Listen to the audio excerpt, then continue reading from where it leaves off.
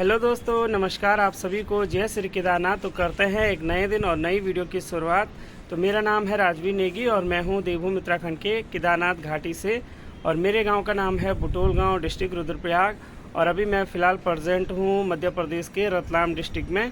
तो दोस्तों, आज की वीडियो बनाने का कुछ समझ ही नहीं आ रहा है कहाँ से वीडियो की शुरुआत करनी है और क्या कहाँ बात को करें। बात ही कुछ ऐसी है, आप सभी को बता दें कि आजकल ना बहुत ज़्यादा सुनने को मिल रहा है हमारे पहाड़ों में, विशेषकर यही हो रहा है। आए दिन पता चल रहा है हर कोई सुसाइड कर रहा है, हर कोई सुसाइड कर रहा है। और आज के दौर में ना एक फैशन जैसे भी हो गया है कि जिसको कुछ नहीं सूझा वो सीधे सुसाइड करते जा रहा है। तो क्या बोले भाई, क्या बोले। आए दिन कुछ ना कुछ सुनने को मिलता है। और अभी अभी जैसे कुछ टाइम पहले मैंने न्यूज़ देखी, लगभग आधा एक घंटे पहले, तो कुछ ऐसी खबर हमारे रुद्रप्रयाग डिस्ट्रिक्ट से भी आ रखी है। लगभग 19-20 साल की लड़की है और सुसाइड कर दिया है, जिससे जो है क्या बोल सकते हैं। तो इस तरह से देखो भाई, हाँ हो सकता है, चलो मजबूरी हर किसी की रहती है, पर मजबूरी इंसान की ना एक वो होती है। मजबूरी के चक्कर में कभी भी गलत कदम नहीं उठाना चाहिए। और अगर इंसान कभी मुसीबत में फंसता है तो हर मुसीबत का एक समाधान होता है, और सबसे पहले जो समाधान होते हैं हमारे माता पिता होते हैं। तो इस तरह से सुसाइड करने से कुछ नहीं होता है। अगर कोई मुसीबत में आ जाता है और वो इस तरह की घटना को अंजाम देता है तो फिर उसके साथ जो है उसकी जो समस्याएं रहती है वो भी ख़त्म नहीं होती हैं, बल्कि वो एक नया रूप ले लेती हैं। और आने वाले टाइम पे अगर इसी तरह से चलता रहा ना, तो हमारे जो युवा हैं, जो हमारे साथ के युवा हैं, नौजवान हैं, चाहे हमारी मातृशक्ति हो, चाहे हमारी छोटी बहनें हो, भाई हों, या हमारे बड़े बुजुर्ग भी पहाड़ों में मैंने देखा अक्सर सुसाइड कर लेते हैं। तो ये घटना जो है चलती रहती है, जो कि नहीं होना चाहिए भाई। और मेरे हिसाब से तो यही होता है, सुसाइड करना एक सबसे बड़ा पाप होता है। कहते हैं ना कि इंसान जो है जीवन में पाप करता है और फिर जो है अपने पाप धुलाने के लिए गंगा स्नान करता है, ये करता है, वो करता है। तो मेरे हिसाब से सुसाइड करना सबसे बड़ा पाप होता है। और सुसाइड कभी भी इंसान को नहीं करना चाहिए। कोई भी समस्या हो तो उसका समाधान जरूरी होता है। और समस्याएं तभी उत्पन्न होती हैं।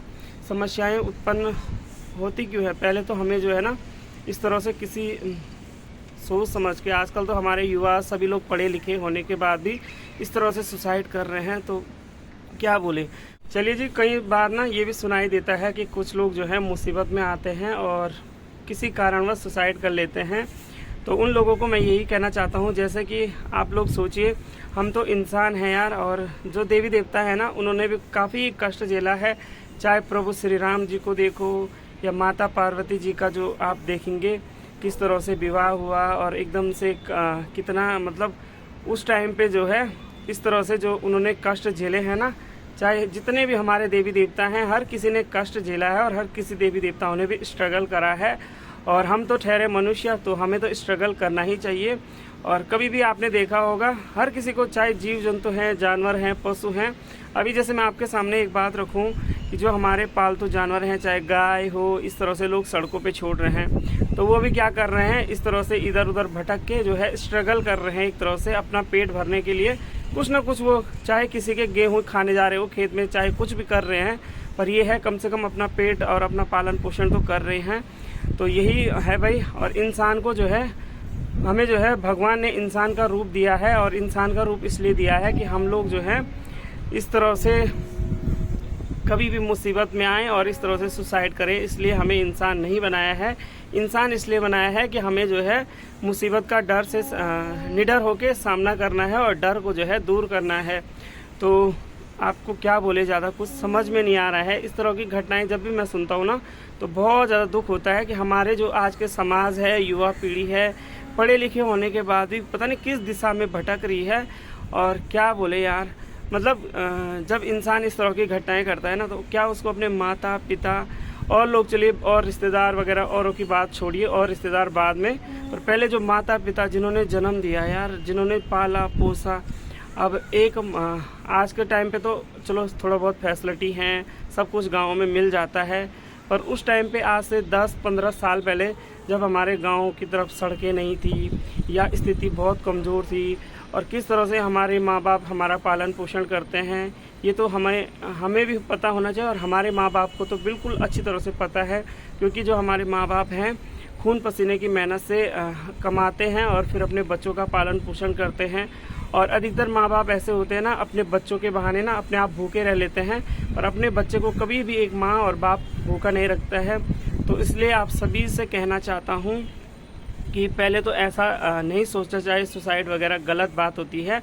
और अगर अगर कोई ऐसा सोचता भी है ना कभी, तो एक बार अपने माँ और बाप के बारे में ज़रूर सोचना कि जिन्होंने तुम्हें इतना पाल पोस के इतना बड़ा किया है, कल के दिन उन पे क्या गुजरेगी। तो इसलिए आप लोग भी ये ख्याल निकाल दीजिए अपने मन से।